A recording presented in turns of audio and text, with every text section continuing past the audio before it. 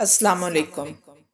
مشرق وسطیٰ کو جنگ کے دہانے تک پہنچانے والی برسوں سے جاری بڑھتی دشمنی اور اثر و رسوخ میں اضافے کے مقابلے کے بعد اب ایران اور سعودی عرب نے کشیدگی کے خاتمے کے لیے خاموش مذاکرات کا آغاز کر دیا ہے۔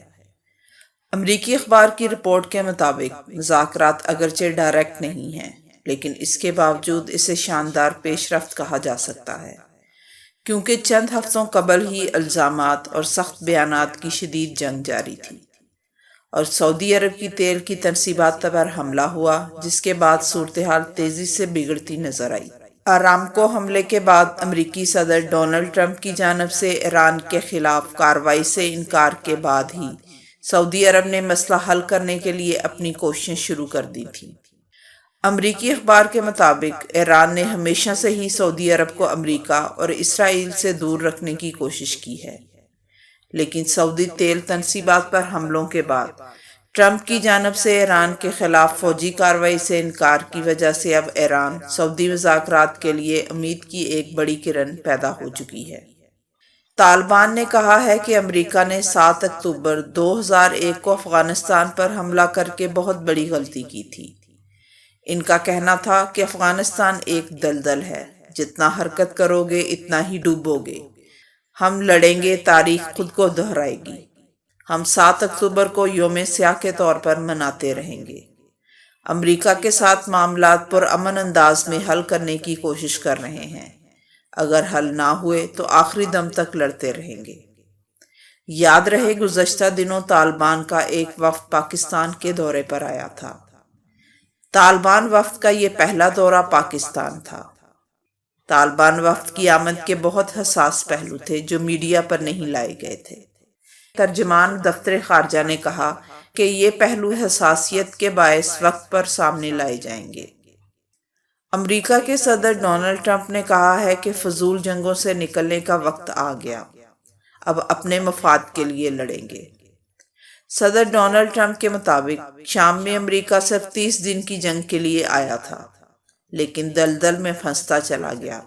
اقتدار سنبھالا تو داعش کی بھرمار تھی اور ہم نے ان کی خلافت کو 100% شکست دی اور ہزاروں جنگجوؤں کو گرفتار کیا، جن میں اکثریت کا تعلق یورپ سے تھا۔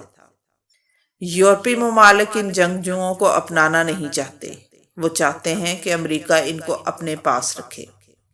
ہم نے یورپی ممالک کی مدد کی اور اب وہ چاہتے ہیں کہ ہم جنگی قیدیوں کو اپنی جیلوں میں رکھ کر پیسے خرچ کریں، لیکن ایسا کسی قیمت پر نہیں ہوگا۔ ٹرمپ نے کہا کہ عراقی کرد ہمارے ساتھ مل کر لڑتے رہے، لیکن انہیں ایسا کرنے کے لیے بھاری رقم اور جنگی آلات فراہم کیے گئے۔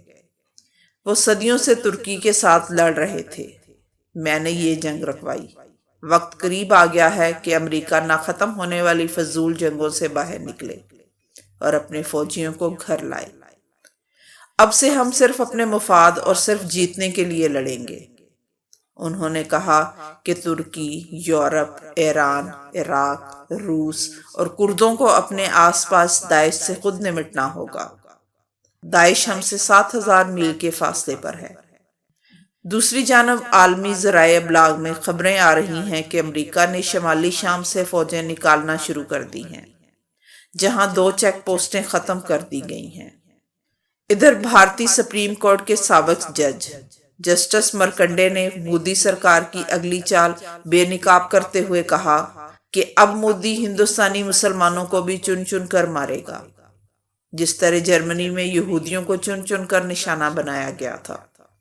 جسٹس مرکنڈے نے کہا کہ بھارتی جنتا پارٹی اپنی ناکامیوں اور خرابیوں سے پیدا ہونے والے معاشی بحران سے نمٹنے کے لیے یہ حربے اختیار کرے گی، کیونکہ بھارت کی معاشی حالت بد سے بدتر ہوتی جا رہی ہے اور ہوتی جائے گی، جس کا غصہ مسلمانوں پر نکالا جائے گا۔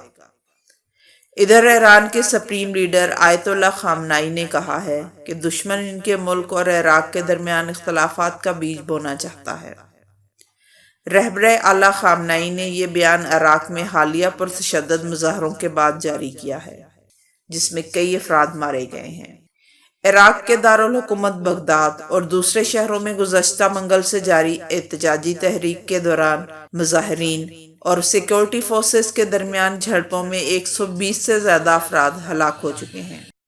ان میں زیادہ تر مظاہرین ہیں اور وہ سیکورٹی فورسز کی براہ راست فائرنگ سے ہلاک ہوئے ہیں۔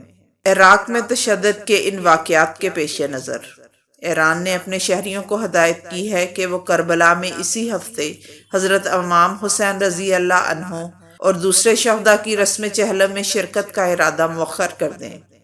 ایران کے عراق کے ساتھ بڑے قریبی مگر پیچیدہ تعلقات استوار ہیں۔ ایران کی مذہبی، سیاسی اور عسکری قیادت کا عراق کے شیعہ سیاسی اور عسکری گروپوں پر بڑا اثر و رسوخ ہے۔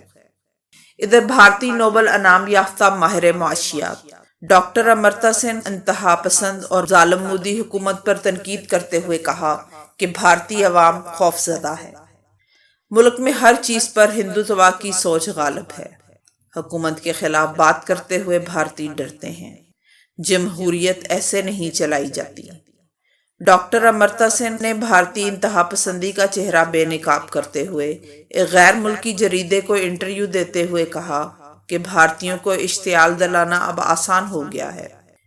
بی جے پی نے مقبوضہ کشمیر اور پلوامہ واقعے پر بھارتیوں کے دلوں میں نفرت کے بیج بوئے۔ ڈاکٹر امرتا سین کا کہنا تھا کہ بی جے پی نے جنگ کا راگ الاپ کر انتخابات میں کامیابی حاصل کی، جس کے بعد ہندوتوا کو مقبولیت ملی۔ انتخابات میں دلتوں اور مسلمانوں کو مارا گیا یا پھر قید کیا گیا۔ اب بھارت میں خوف اور دہشت کا راج ہے۔ حکومت کے خلاف فون پر بھی بات کرتے ہوئے لوگ ڈرتے ہیں۔ بھارتی ماہر معاشیات نے کہا کہ یہ جمہوریت نہیں، ایسے جمہوری نظام نہیں چلائے جاتے۔ یہ ظلم نہیں کہ مودی نے 2002 میں گجرات کے قتل عام کا مقدمہ خود پر اور امیت شاہ پر سے ختم کرایا۔ آج بھارت میں سب کچھ بدل گیا ہے۔ صدر، وزیر اعظم اور ہر جگہ ہندو ہیں۔ انہوں نے کہا کہ ماضی میں بھارت میں سیکولرزم کی جھلک ملتی تھی، لیکن اب مودی اور ہندوتوا کے نظریوں کو فروغ دیا جا رہا ہے۔ گوشت کھانے پر کسی بھی مسلمان کو خون میں نہلا دیا جاتا ہے، جبکہ ہندو کتابوں میں کہیں بھی گوشت کھانے کی ممانعت نہیں۔ ڈاکٹر امرتا سین کا کہنا تھا کہ مقبوضہ کشمیر میں جو لوگ پاکستان کے حامی نہیں تھے، آج مودی کے شیطانی اقدام کی وجہ سے وہ بھی پاکستان کی طرف دیکھ رہے ہیں۔